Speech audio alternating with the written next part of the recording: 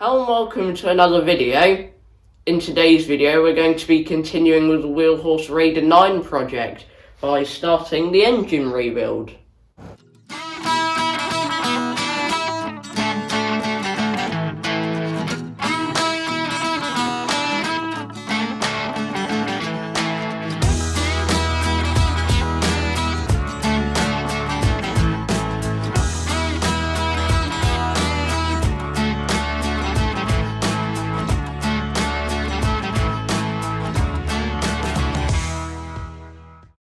In the last video, we took out the engine in preparation for this video, doing the rebuild.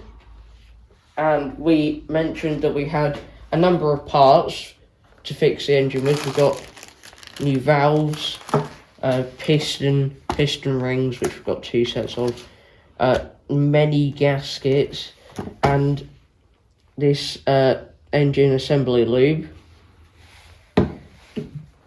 Which we're going to try and do the minimum possible to this engine, because this is probably one of our first proper engine rebuilds and we don't want to mess anything up, so this definitely isn't a how-to video. And before we started, we've had quite a big cleanup of the engine, getting rid of all the loose oil and stuff from around the areas, and we've also taken a few parts off that we don't need on for the rebuild, like the starter motor, the charging system, and some of the remaining engine cowling. First thing we're going to try and do is take the side off the engine. We've already taken the wood rough key off the crankshaft. I'm now going to get each of these bolts.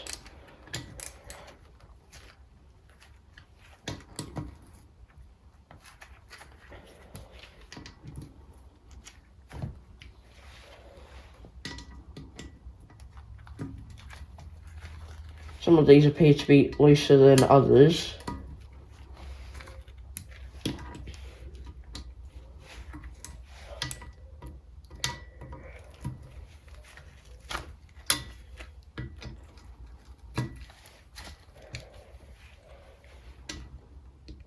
Okay, now I can just undo them.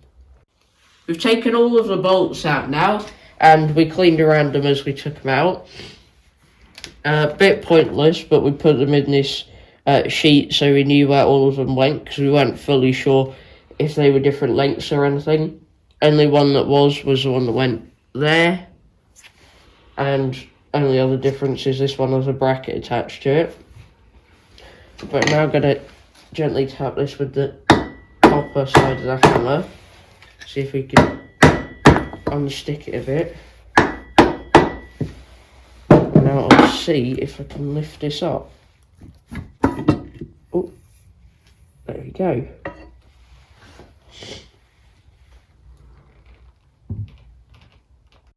We've had a bit of inspection time of the insides of the engine, and we've also cleaned off the rest of the gasket that was left on here.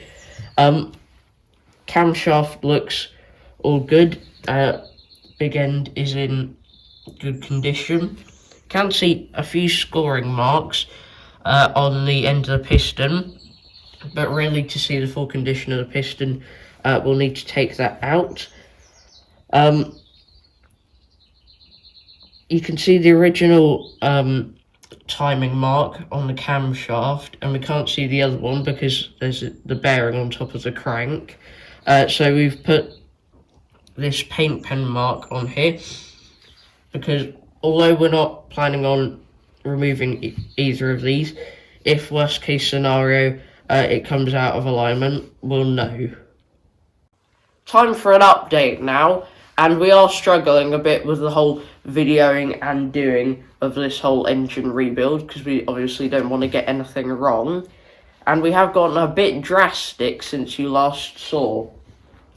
So as you can see, camshaft, crankshaft, and the piston are all out, and this is because we were struggling getting the big end cap off. But also now we can have a look at the condition. Crankshaft, there's no scoring on there, and conrod looks good. Piston has a tiny bit of scoring, but not really anything too much to worry about.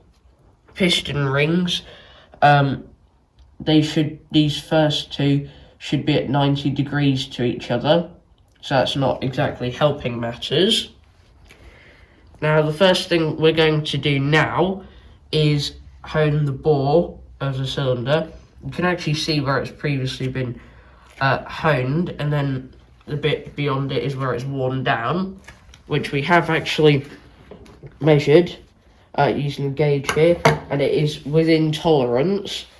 So we are going to use this honing tool, which I've never even seen come out the cupboard before. Didn't even know it was there, to be honest. And hone the bore. We've honed the cylinder now, and it looks pretty good. There's a mark here, but you can't actually feel that. It's not like a lip, but there's clearly been some wear there before. And the next job we're going to go on to, having just cleaned it up a bit, is we're going to tap out the old oil seal, crankshaft oil seal on the flywheel end, and put in the replacement one that we've got. We really can't multitask when it comes to doing an engine rebuild, concentrating on not messing anything up with a pretty good running engine and recording ourselves. But big update for you again. We now have both the oil seal in that end of the crankshaft and the one in this plate in.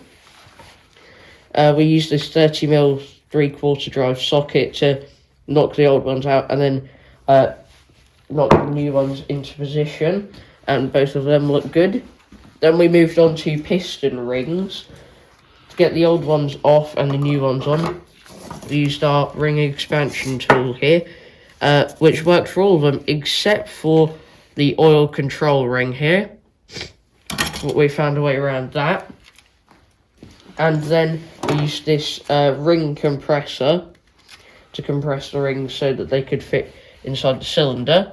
We have actually used the old piston again because we thought that was in tolerable shape in terms of condition. Then we reinstalled the crankshaft and we attached the big end to that. Then we've lined up the camshaft as well with our red dot there. That is perfectly lined up, and all the time using plenty of assembly lube. And what we've just done again is cleaned up the mating surface here, ready to install our new gasket, and then the side panel. We're going to use plenty of gasket sealer on this because this surface isn't very good for the gasket, and in the past the bottom of here seems to have leaked like a sieve with oil. I've got the side reattached now, and we've also reconnected the spring to the governor. But hopefully next time we do one of these engine rebuilds we'll be able to film more, because in this one we just wanted to make 100% sure that we didn't mess anything up by focusing on recording. And although we haven't gotten much recorded, it has taken us quite a while to do the rebuild so far. Hopefully the next video will be progressing more on this rebuild, getting closer towards the finished product. But that's it for this video. I hope you've enjoyed, and I'll see you in the next one. Bye.